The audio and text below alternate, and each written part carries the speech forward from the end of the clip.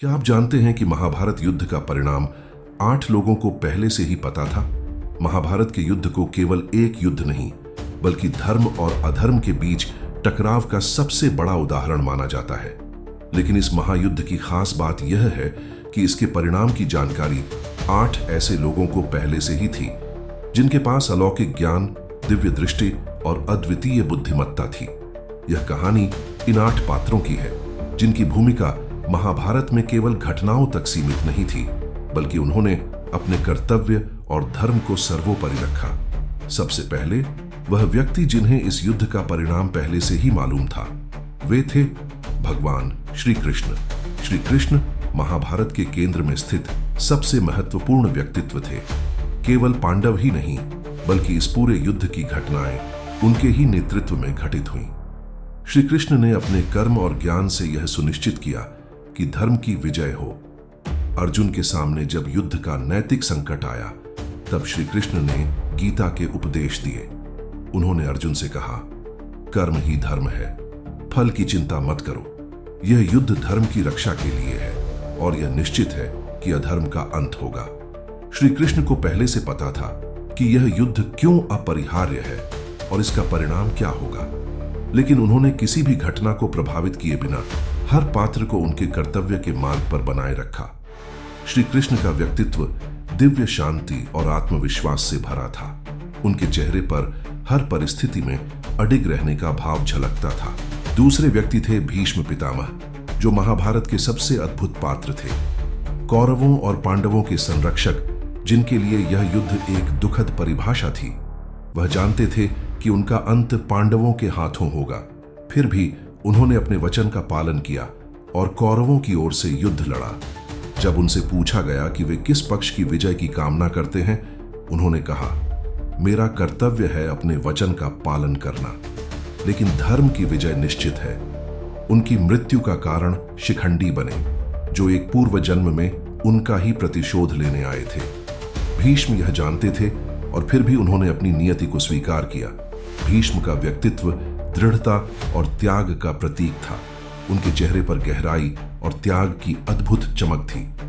तीसरे व्यक्ति थे संजय, धृतराष्ट्र के सारथी और विश्वसनीय सलाहकार। भगवान वेद व्यास के आशीर्वाद से संजय को दिव्य दृष्टि प्राप्त थी, जिसके माध्यम से वे हस्तिनापुर में बैठे बैठे कुरुक्षेत्र के युद्ध को पल पल देख सकते थे। जब युद्ध शुरू हुआ, संजय ने धृतराष्ट्र को पल पल की जानकारी दी। उन्होंने न केवल युद्ध की घटनाओं का वर्णन किया, बल्कि युद्ध के परिणाम का भी पूर्वाभास किया। उन्होंने कहा, यह युद्ध धर्म और अधर्म के बीच है। अंततः धर्म की विजय होगी और अधर्म का अंत। संजय की भूमिका केवल एक कथाकार की नहीं थी। वे इस युद्ध के साक्षी थे, जो सत्य और न्याय के पक्ष में खड़े थे। संजय के चेहरे पर गहन ज्ञान और सत्य का तेज झलकता था। उनकी आंखों में भविष्य को देखने की क्षमता का अद्भुत प्रभाव था। चौथे व्यक्ति थे विदुर, जिन्हें को धर्मराज यमराज का अवतार माना जाता है। उनकी दूरदृष्टि और नीतिगत ज्ञान अद्वितीय थे। उन्होंने कई बार दुर्योधन और धृतराष्ट्र को चेताया था, लेकिन उनकी बातों को अनसुना कर दिया गया। विदुर ने धृतराष्ट्र से कहा था, तुम्हारे पुत्रों का अधर्म तुम्हारे कुल का विनाश करेगा।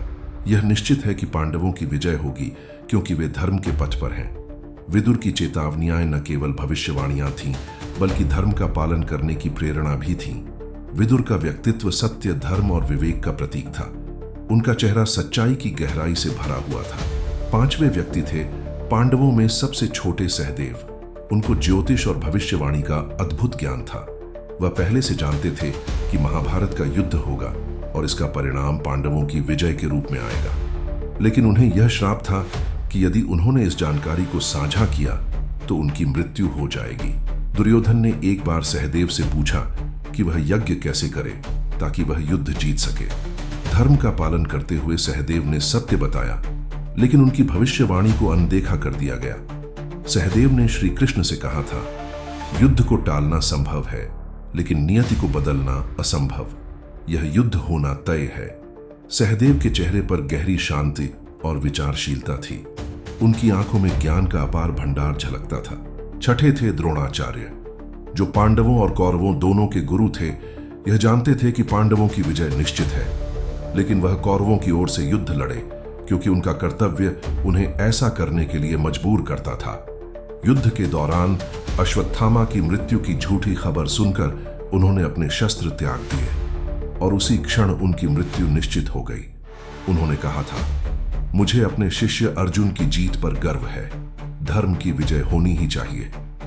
द्रोणाचार्य के चेहरे पर अपने मोह और कर्तव्य के बीच का संघर्ष स्पष्ट था। उनकी आंखों में गहराई और ज्ञान की झलक थी। सातवें थे कर्ण, जो दुर्योधन के सबसे विश्वास पात्र मित्र थे। वह जानते थे कि उनका अंत अर्जुन के हाथों होगा, फिर भी उन्होंने अपनी मित्रता और कर्तव्य को प्राथमिकता दी। उन्होंने कहा था, मुझे धर्म का ज्ञान है, लेकिन मैं अपने मित्र के प्रति वफादार हूं। यह युद्ध धर्म की स्थापना के लिए है और मैं अपनी नियति स्वीकार करता हूं। कर्ण का व्यक्तित्व साहस और बलिदान का प्रतीक था। उनके चेहरे पर गर्व और कर्तव्य का अद्भुत मिश्रण था। आखिरी थीं द्रौपदी, जिन्होंने इस युद्ध की प्रेरणा दी। उनका अपमान युद्ध का प्रमुख कारण बना और वह जानती थी कि पांडवों की विजय निश्चित है। उन्होंने कहा था, यह युद्ध केवल प्रतिशोध के लिए नहीं बल्कि धर्म की स्थापना के लिए है। द्रौपदी का व्यक्तित्व अदम्य साहस और आत्मसम्मान का प्रतीक था। द्रौपदी के चेहरे पर प्रतिशोध और न्याय की ज्वाला थी। उनकी आंखों में अपार आत्मविश्वास झलकता था। द्रौपदी का चेहरा प्रतिशोध और न्याय की लौ से भरा हुआ था, क्योंकि वह जानती थीं कि धर्म की विजय होगी। यह 8 लोग, जिनके पास अद्भुत ज्ञान और शक्ति थी, महाभारत के युद्ध का परिणाम पहले से ही जानते थे। लेकिन नियति के नियमों के अनुसार उन्होंने अपना कर्तव्य निभाया और सत्य और धर्म की स्थापना के लिए इस युद्ध का हिस्सा बने। उनकी कहानियां हमें यह सिखाती हैं कि जीवन में सत्य, धर्म और कर्तव्य का पालन ही सबसे महत्वपूर्ण है। अगर आपको यह कहानी प्रेरणादायक लगी हो तो इसे लाइक करें, शेयर करें और हमारे चैनल मंत्रा मोटिवेशन को सब्सक्राइब करना न भूलें।